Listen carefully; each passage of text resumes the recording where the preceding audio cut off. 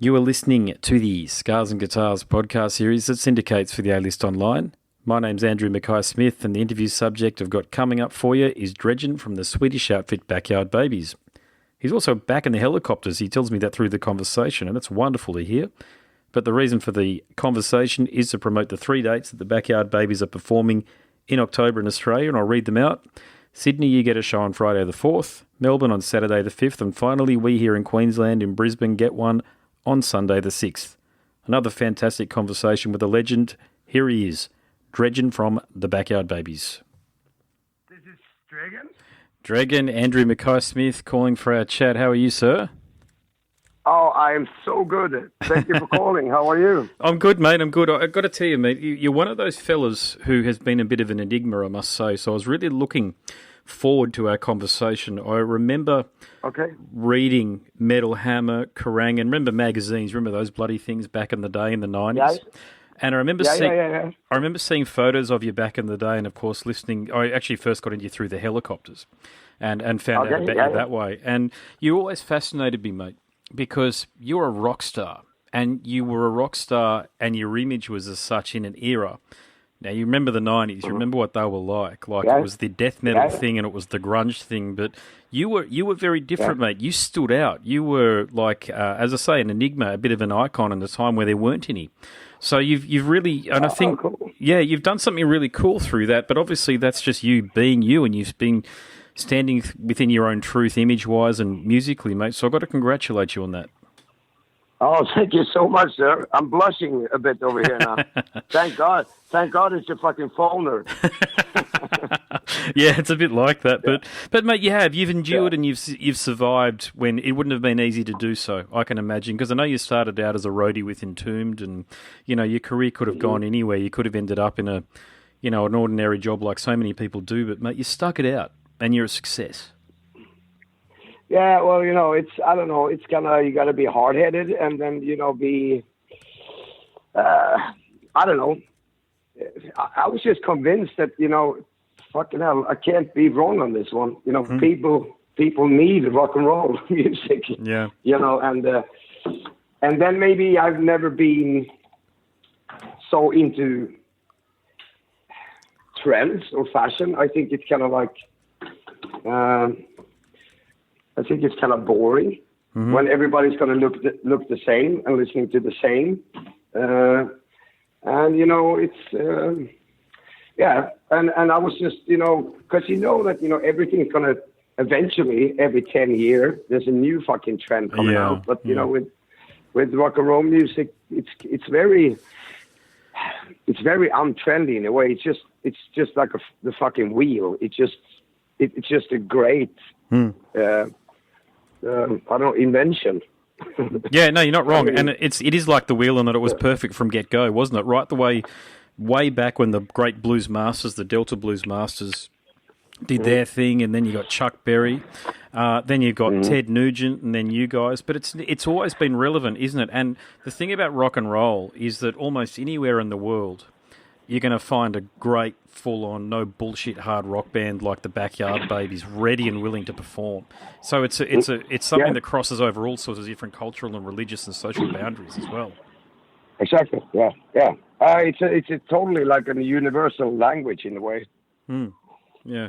Yeah, so, mate, this tour, you're coming down here. Well, it's 3 dates in Australia. You're playing 3 dates on the East Coast, and Silverback are really active these days. They're the guys that are bringing you guys down, so that's really cool that they're doing that. But oh, wow. Oh, I'm so fucking glad. Because, we've been here, last time we were there was 2003, I just found out today. Yeah. I thought it was about 10 years ago, but it's like 16, and we've been trying more or less like every year to come back. I don't know why it hasn't really happened, but now finally we're going to be there, and hopefully we can continue to come back, after our next album and stuff. And I know also there's talks about the helicopters. That's a talking about it. I'm in both bands, so that would be amazing to go down with the helicopters as well to Australia. I didn't know that you were back in the helicopters, and that is great news. How long have you been back in the band for? Yeah, the band split up 2008. And then, we got an offer from a big festival in Sweden called Sweden Rock. Mm-hmm.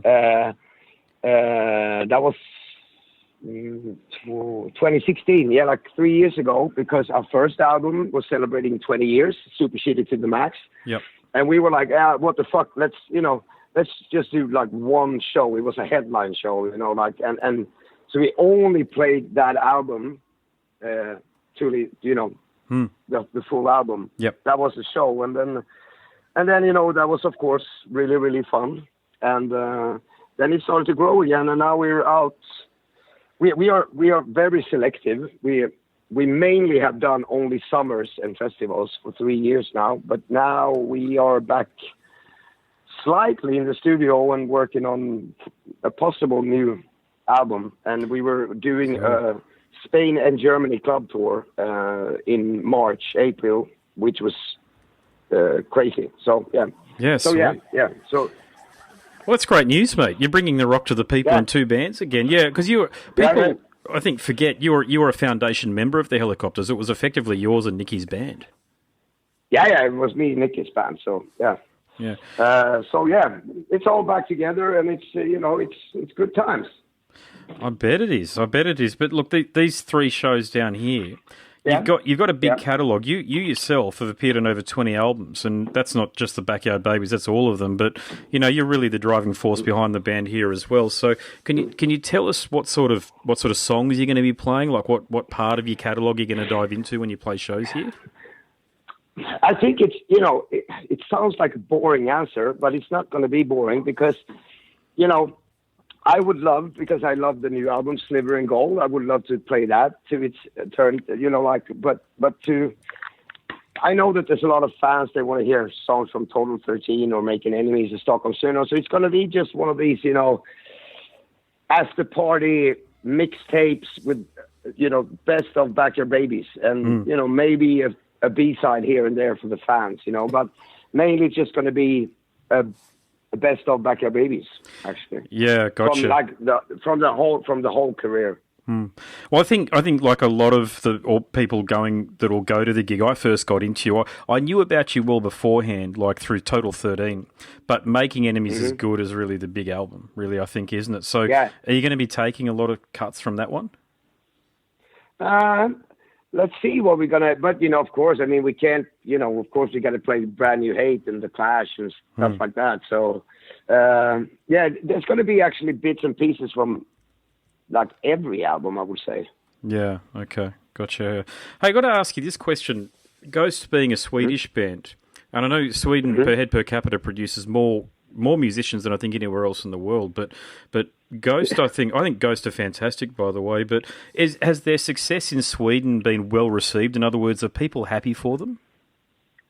Well, I would say, actually, the Pope, Papa, he was, when we did Stockholm Syndrome, that album, his band before Ghost was the support band for Backyard Babies.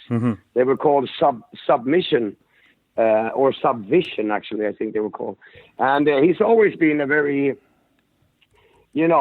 creative guy with stuff. And Ghost here, last show they did in Stockholm, they sold out the Globe Arena, so they're doing well here. Yeah, they're doing really well. Yeah. So back to you, mate. I mentioned not long ago there that you've appeared on over 20 albums, and I think your recording career, correct me if I'm wrong, started with Diesel and Power by the Backyard Babies back in 1994. Yeah. Actually, there was an EP before that called Something to Swallow. Our first release with Backyard Babies, it was an EP, and that was 1991. Wow, that was the first album, so to say. Yeah. What's your favourite episode then? Going back that far, because that's almost 30 years, if you can believe it now, that you've been playing hard rock for the people. But do you have a favourite episode or a favourite album or period of your time as a musician? I'm so happy with the album now, but that's the only. I got to be honest. Like it will never be that kick that you got from. I still think it's great to go to. This is actually. I'm not saying this just to flirt with Australia.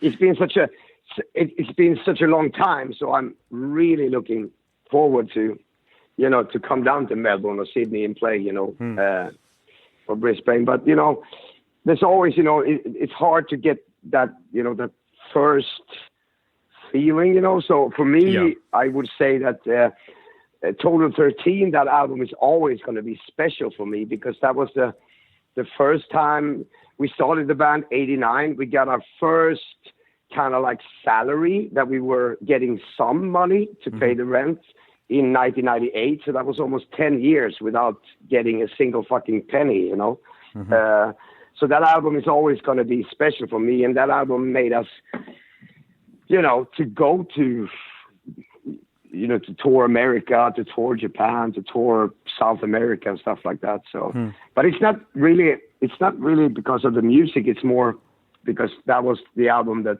kind of broke the band, So, that cover was iconic. I got to tell you, that album cover was one of the first times that you started to see that retro look. I know what Rob Zombie and White Zombie were doing something similar with, some of their shit around the era, but that was the first time that I really remember looking at an album cover and seeing a band on the front cover again. Because again, you remember back in the day in the 90s, bands didn't do that. You didn't see photos of them on the front of the album like you did with the Beatles and the Stones. And I could really tell it really set you guys apart. Yeah, I know that, it was actually mine idea, and his name is called Michael. He's the one that did the last cover together. We always do the covers together, but, we had to convince the record company, because first they thought that, that it was too retro because you could see a band on the cover. And I'm like, what the fuck? You want to see a band on the cover. But then it was also because it was a hard album, and it was kind of like, they thought that it was, because it's kind of like sky blue, like bright blue. Yep. They wanted to have a way more like darker cover, because, like, hard music gotta have dark covers, and we were like, no, fuck you, like, this is gonna stick out, You're right. Hopefully we were right. No, you're definitely right. Yeah, it certainly captured my attention. I mean, back in the day, a lot of the younger people, I'm going to release this as a podcast episode if you're cool with that, because I host a podcast series. Yeah. A lot of people who listen might be of the millennial age group, so they're born after 1990, that sort of thing. But mate, you and I grew up with cassettes and CDs, didn't we? And the only way that you could actually hear a band is if you listened to them over a bloody cassette or a TV. And to be honest with you, I wasn't going to hear the Backyard Babies on the Helicopters on the radio, except for on heavy metal radio here in Australia late at night, and you weren't really up that late. You couldn't really start too late when you were a kid, so it was, you couldn't get into music back then the same way that you can get into it now. So you had to rely on the image, the graphic. And I think that album cover was so perfect for that, because to your point, mate, it really stood out. Remember the bands of that era, like Cradle of Filth and even Entombed and stuff, they had that dark, that real gothic, or not Entombed gothic, but Cradle of Filth were. But you guys really stood out. So I'm so glad you did that, mate. And you were proven right, as I said a couple of times now, in the fullness of time, that relying on your instincts and using that imagery was the right thing to do. So, yeah, I think you're as notable for your music as you are for your image. I think it's a wonderful thing. Well, it's always been, of course, I mean, the music comes always first, but I mean, for example, if you give me 20 quid and I have to, or money just to buy one album that I haven't heard before, and I'm going into a record shop and let's say that I've got, you tell me that, well, these two albums are good, I like them, and I'm standing there with the two albums, and I never heard any of the two, I would pick the one that looks graphically most interesting. Great. Back in the day, definitely. That's all you had. What else did you have, as I say? And I'll ask you this question too, because you are a veteran. You've been around a long time, and you've been successful for a long time against the odds. But what's your current thoughts on the state of hard rock and heavy metal? Is it in a good place? In other words, is the industry overall healthy? It's really hard, because I think it was more like even before, because, like in Sweden now, I think that record sales and stuff are going, it's on a